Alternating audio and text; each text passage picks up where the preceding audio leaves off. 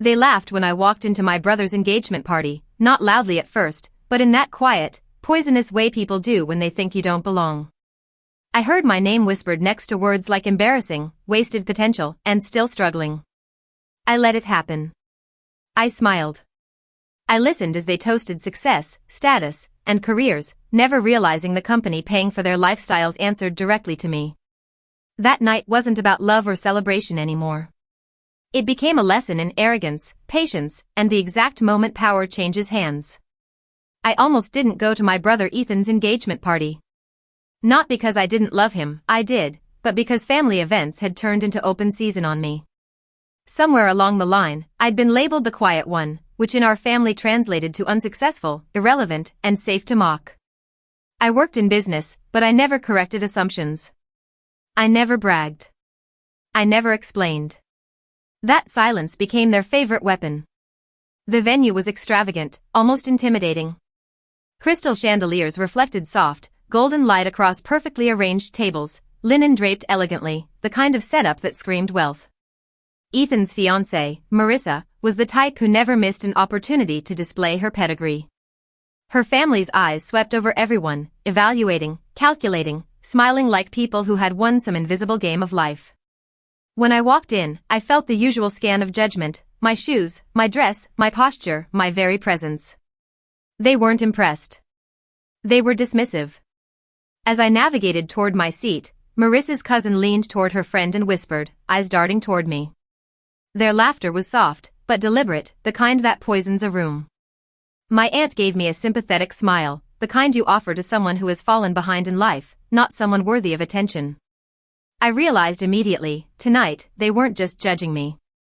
They were highlighting me, making sure everyone could see the contrast between me and their shiny, polished expectations. Across the table, Greg, Alicia, and Thomas, all colleagues from the same corporate firm, were already deep in a conversation about leadership, bonuses, and the exhausting task of managing people who just didn't get ambition.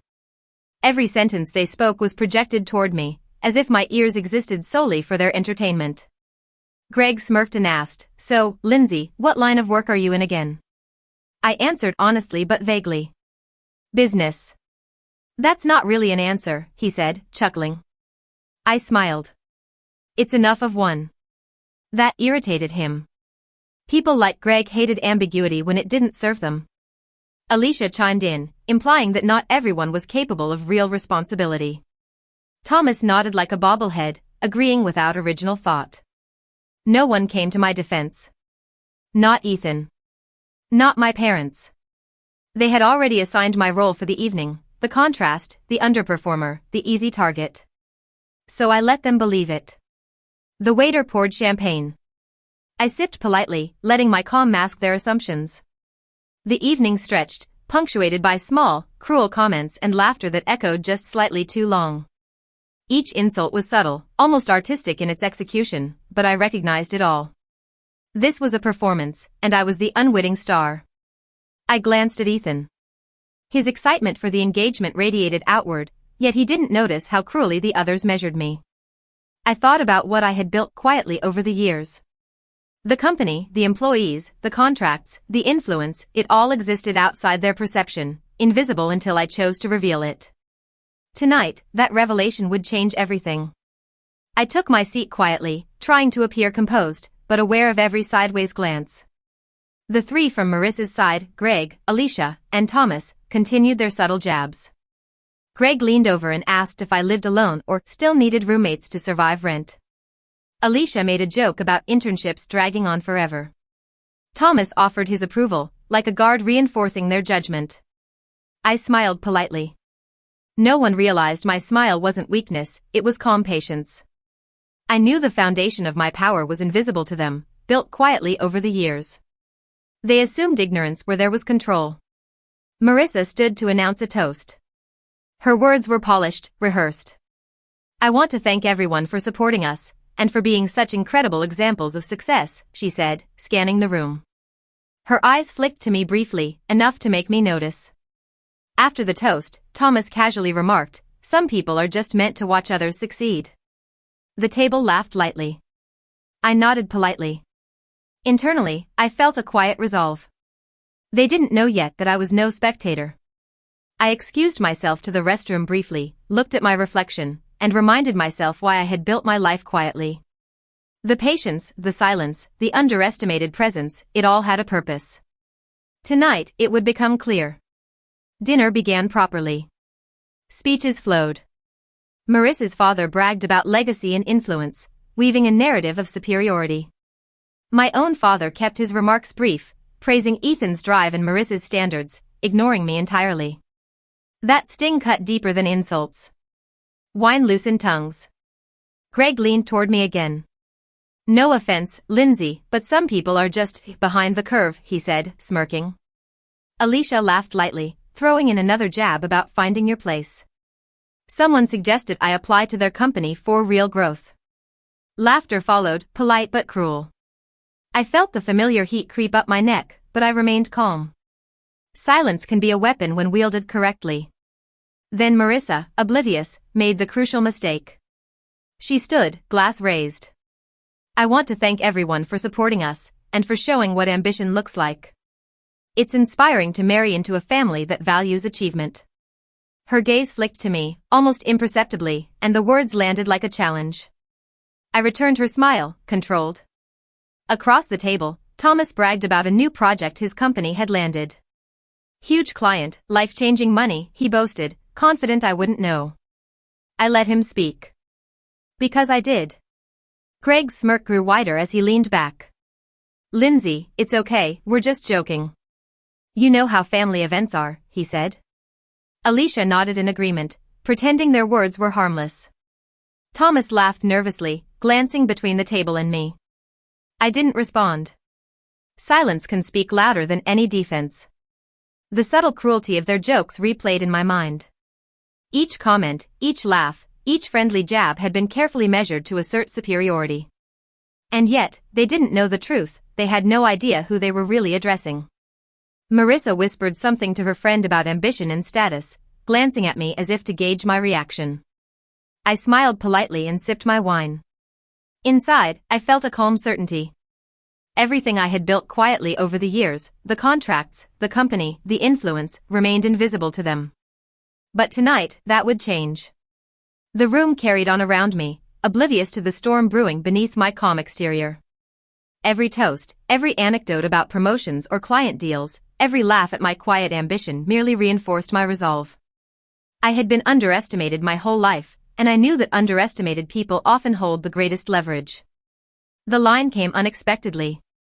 Marissa's mother, smiling politely, asked me if I had plans to do something more stable eventually.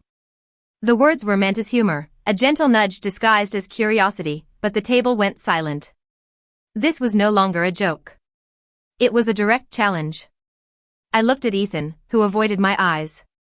I met hers calmly and replied evenly, I already have. Craig scoffed.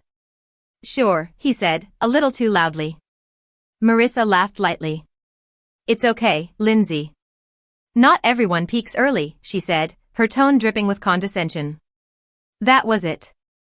I placed my napkin down with deliberate precision. My hands were steady. My voice was calm. Do you enjoy working at Sterling and Rowe? I asked Greg. He blinked. Of course. Best firm I've ever worked for, he replied, slightly confused. Good, I said. Because I founded it. The room froze. A fork stopped midair. Glasses paused. Laughter evaporated. People blinked, uncertain whether to laugh or panic. I'm sorry? Alicia asked, her voice cracking. I started the company 12 years ago, I continued. I stepped out of the public role 5 years back. I don't do introductions anymore. I let results speak. Greg's face drained of color. That's not funny, he said, stammering. It isn't meant to be, I said quietly. Suddenly, all the subtle insults, the jokes at my expense, the condescension, they replayed in their minds, each one magnified. The evening had shifted. The quiet, irrelevant person at the table was now the one holding control. The room was frozen. Eyes darted between me and each other, searching for some explanation that could minimize the impact. Greg's smirk had vanished entirely. Alicia's hand shook slightly as she set down her glass. Thomas avoided looking at anyone directly, his jaw tight, the polite laughter long gone. Marissa's father leaned forward sharply. "Do you have proof?" he asked, his tone tense, almost accusatory. I calmly pulled out my phone and opened the internal company directory. Names, positions, mine at the top. Titles, contracts, key projects, all visible in a single glance. No one spoke. Not for several seconds. The weight of the revelation settled over the table. Suddenly, every insult, every joke, every sideways glance replayed in their minds. They realized the person they had laughed at, mocked, and dismissed had the power to change careers, halt bonuses, and influence their professional lives completely. Marissa whispered, almost inaudibly, "Why didn't you say anything?" "You never asked," I replied calmly. The silence that followed was more powerful than any argument. No one could speak without betraying panic, and no apology could undo the subtle damage already done to their ego. Greg stood up, trying to regain composure, hands raised in a placating gesture. "Lindsay, come on. We were just joking. You know how family events are." I didn't respond. Silence itself became my statement. Alicia leaned in, her voice softer. "If anything we said crossed a line, we're sorry." Thomas avoided my gaze completely, unable to meet the consequences of his own arrogance. Marissa's parents whispered urgently to one another. Ethan finally spoke, guilt and confusion in his voice. "Why did you keep this from us?" "I didn't," I said evenly. "I kept my boundaries." They tried to reframe their insults as humor, but the air had shifted. What had been jovial cruelty was now accountability. They realized the quiet person they dismissed controlled outcomes that directly affected them. Marissa begged me privately not to let this affect work. I told her professionalism wasn't my concern, character was. Greg offered to talk later. I told him HR would be in contact Monday. No shouting. No threats. Just consequences. The engagement party ended quietly afterward. Guests departed, avoiding eye contact. Ethan apologized in the parking lot. I hugged him, telling him I loved him, and drove home alone, feeling lighter than I had in years.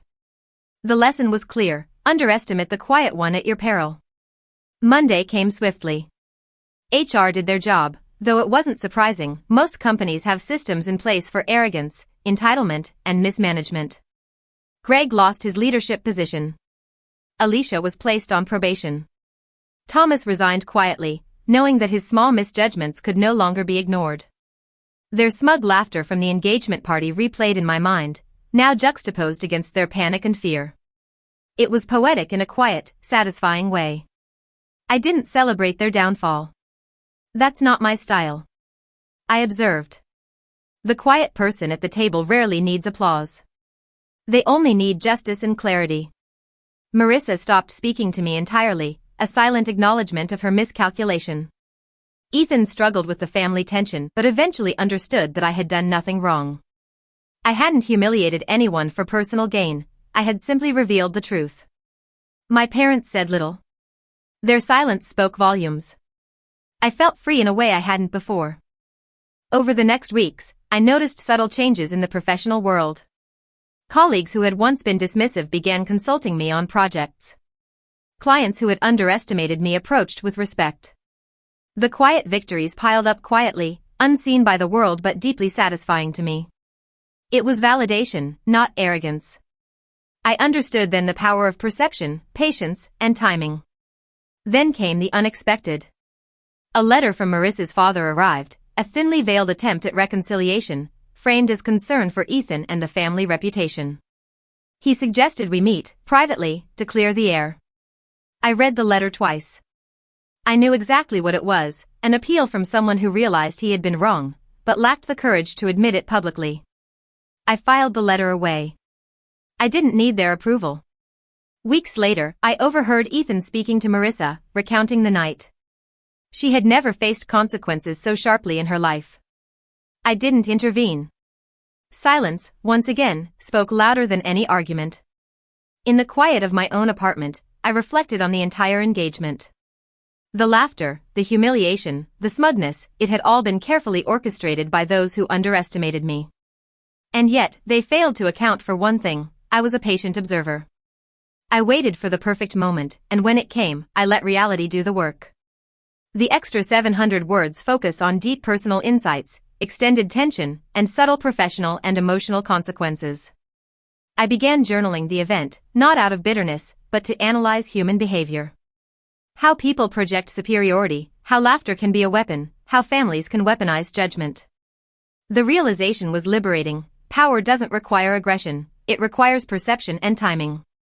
Those who underestimate quietly ambitious people are often their own undoing. Late at night, I sat by my window, watching the city lights flicker, reflecting on the irony that those who believed they were untouchable were now recalibrating their lives based on my silent influence. The satisfaction wasn't in vengeance, but in witnessing truth unfold. I even noticed small, humorous details later, Marissa attempting to subtly signal her influence during meetings I was part of, only to have me casually redirect decisions. Greg avoided eye contact in professional settings, Alicia meticulously reviewed every email before sending, Thomas disappeared entirely from company events. My quiet presence reshaped their behavior without a single confrontation. By the end of the month, Ethan admitted to me privately, "You didn't just teach them a lesson, Lindsay. You reminded them who really holds power," quietly. I nodded, understanding that the most enduring victories are the ones that leave no scars but leave a lasting impact. It was then I realized the true value of patience. The engagement party had been a test, a social experiment in human arrogance. The outcome wasn't just professional, it was emotional, moral, and deeply satisfying. The people who mocked me had underestimated me entirely, and now, in their recalibration, they acknowledged my existence in the only way they could: respect, fear, and cautious admiration. I didn't ruin an engagement. I revealed reality. Respect isn't owed to titles, families, or volume, it's earned through how you treat people you think can't affect you. They laughed because they believed I was small. They panicked because they learned I wasn't. If there's one lesson I took from that night, it's this: never underestimate the quiet person at the table. They're usually quiet because they don't need to prove anything at all. Power speaks in silence, and it lasts. In the weeks that followed, I realized something important: true strength isn't in the moment of confrontation. It isn't in yelling, or showing off, or proving a point to everyone around you. True strength lies in preparation, patience, and knowing the exact moment to reveal the truth.